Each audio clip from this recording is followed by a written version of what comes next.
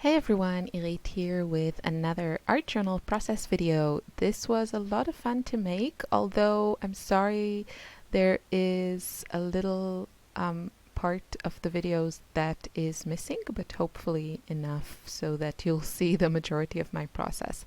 Um, this project took me quite a while to finish because I was doing lots of other stuff for National Scrapbooking Day and two classes that, well, one is finished and is on my online school, and the other one will hopefully be out very soon.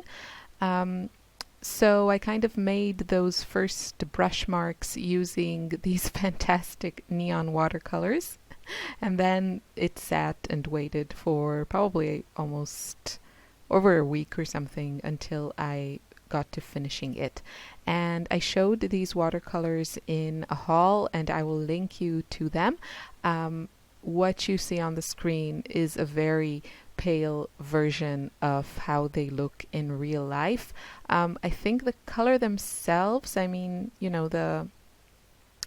the paints themselves that you see on the screen in their pans are kind of closer to how they actually look, but definitely the painted version of them, with some water, looks very, very, very muted compared to how they are in real life.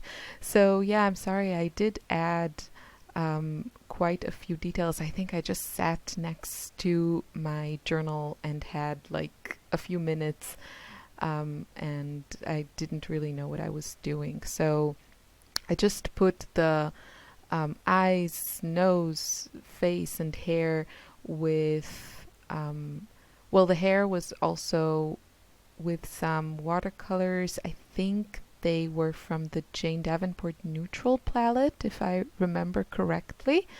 And then I added the eyes and nose and mouth and some more shading with some pencils. And then I let this sit, and now I decided it was time to do something with it, and it looked very pale to me. The whole thing was kind of looking washed out. So I just decided it needed some more details around the eyes and some more contrast, and you'll see it gets quite the contrast treatment from me. So I started with the Jane Davenport Incredible pen, which is a fountain pen, and it has in it water-soluble ink, and I wanted that. And I just added a little bit of definition to the eyes, mostly on the top lid and the iris.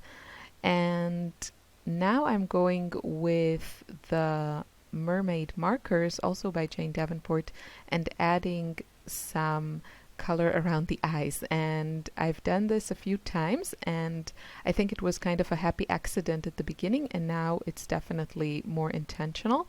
I really like that kind of rainbow look around the eyes. So I like adding yellow in between the eyes. I mean on the side of the eyes, but in the area that is between the eyes, kind of red and pink below the eyes, and then darker colors, blues or purples on the outer corners of the eyes and the edge of the top lid on the outer corners. And that just adds lots of color, and yeah, I call them rainbow eyes. And I think I will keep doing that because I really like it. And this turned out really, really, really colorful at the end. It just, I decided to add some contrast, and because I used a lot of oranges here, I like oranges and yellows, I decided to go with purple because purple is the complementary color of yellow and orangey yellows. So I went with a bluish purple, and you can look at the color wheel and you'll see that those colors are opposite each other. Blue is opposite orange, so what's between orange and yellow is between purple and blue. It's hard to explain, but it's really simple if you just look at a color wheel. So that's why I decided to add contrast and shading and dark colors, because complementary colors just really make each other pop. And the way I did this, there wasn't a lot of color mixing, so I didn't really get any neutrals. And I'm not sure. I think this was at the end just a little bit pow. That's my professional description. It's just very, very intense. And I think, yeah, just maybe a little bit too intense. I like how it turned out, but the great thing about, well, any type of art journaling or crafting or art is that you can look at every project also as a learning experience. And while I liked certain aspect of this girl, some were just a little bit too much.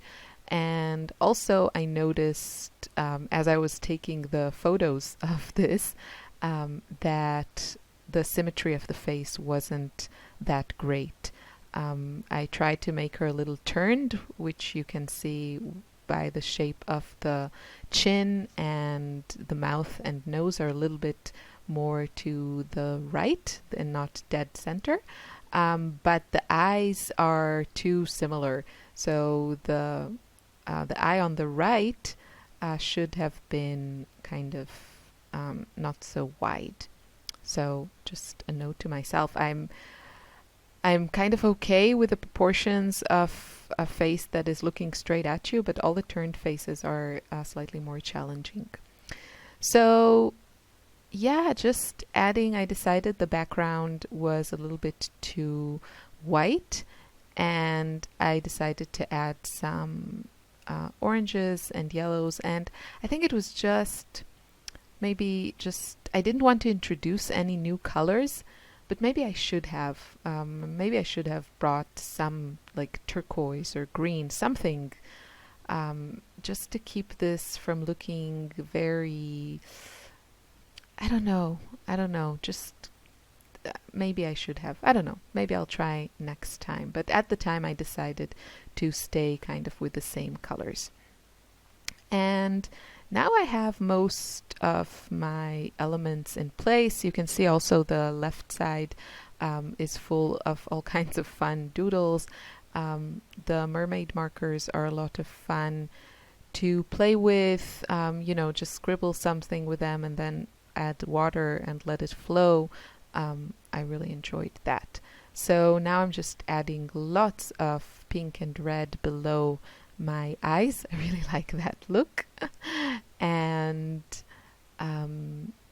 yeah, this is close to done. I don't know. I also added just some dots, and now it's time to go in with pencil. So now I felt that it just needed some more detail, and adding pencil lines and or crayon markings is a really great way just to break it up a little bit, because it's all very much the same. And I love watercolors and I love how they look, but I also like the detail that you can get if you add some pencils. So I'm showing you my neon pencils. I decided since I used neon watercolors, I should go, full neon here. And I used the pencils. The yellow and orange one, I think, are Prismacolors. I didn't notice. I didn't pay attention to myself showing them. And then the pink, I think, is Holbein. All of them are great. I mean, all of them. Both of these are great. I don't know if Faber-Castell has neon pencils. I don't think so. But in general, I have to tell you that I'm liking the Prismacolors more than the Faber-Castell Polychromos, just because they are softer.